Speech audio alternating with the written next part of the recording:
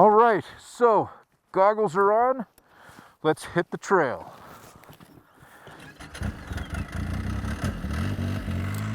And away we go. All right, so you might be wondering to yourself, Jeff, what's all new for 2025 for Yamaha, seeing as how that it's Yamaha's last season on the snow? And to be honest, well, not a whole lot. There's not a whole lot new for Yamaha in 2025. We do have some bold new graphics, bold new graphics. Let's start with this sled. We got the LTX. Now this is the non-power steering one, but it's sort of neat because on this side it's orange, and on this side it's red. We got orange, we got red. I mean, it's orange and red.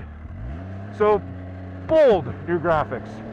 But I mean, what's really special about 2025 for Yamaha is that it is the last season, the last edition, and all of the sleds for 25 have this final edition logo on them, with the model year starting in 1968 through model year 2025.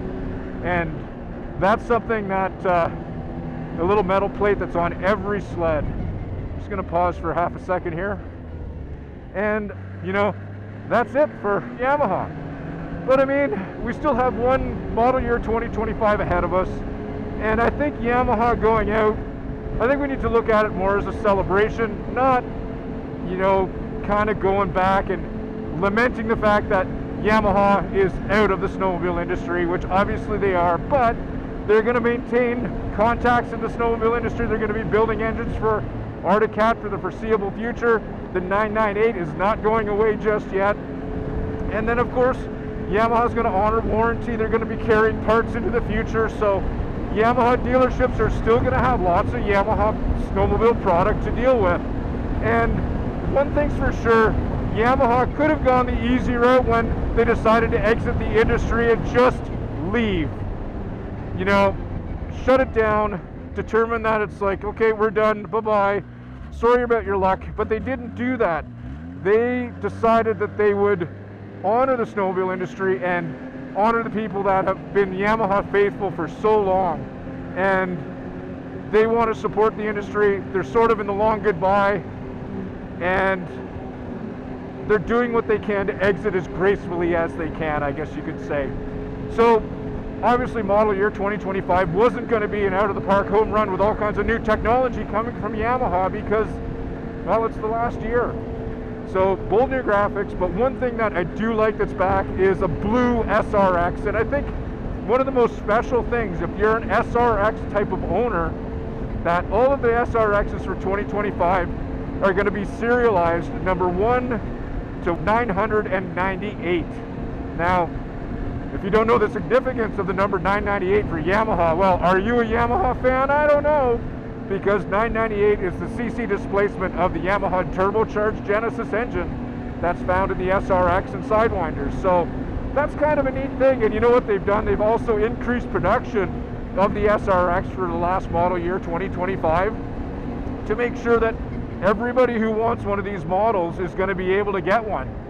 And I mean, the SRX in blue, I am obviously a fan of the SRX in blue, and I'm really happy that they're going to go out with a blue SRX, because I know there's black and gold and white and red and all that other history of SRX colors, but for me, my generation, what I know for Yamaha is Yamaha SRXs are in blue, combined with the fact that each one of them is going to be serialized. We've got number 1 of 998 here at Snowshoot, and it's going to be kept in the Yamaha family and then sent off and be displayed in museums. So it's actually not going to be for sale, but obviously from number 2 all the way to 998 is going to be out there.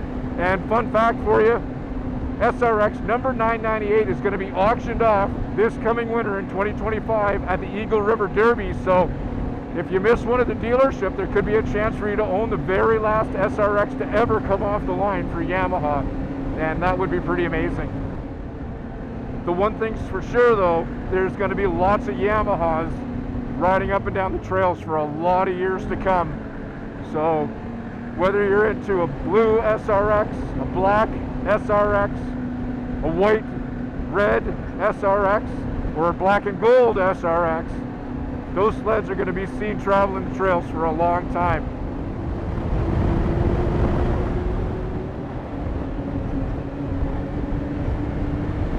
Definitely sad to see them go. If I had my way, they wouldn't. I think a lot of people would say the same thing. You know, Yamaha, they're trying to do it as best they can, exit the snowmobile industry as gracefully as possible with as much respect as they can for folks who have been faithful to Yamaha since 1968, Yamaha snowmobile specifically since 1968. And I think, all things considered, they're doing a heck of a job. One thing that doesn't come across, I think, in a lot of reviews or when people think about Yamaha, are the people behind the brand that have worked so hard and put so much sweat equity into it. And even though Yamaha is a huge Japanese manufacturing company, the snowmobile wing of it was a pretty small deal. And really it comes down to a core group of people. Guys like Peter Smallman too, and Jared Smith, Brian Hudgen, Delaney Brogan. I mean, the crew that they have, and some other people behind the scenes helping out with, you know, Jeff and Steve, that are working hard all the time to make this product better and better. It's really hats off to a very small crew that have done such a good job with the Yamaha snowmobiles. And yeah, they were built in Arcticac's facility in Thief River Falls, but they had a lot of Yamaha DNA in there.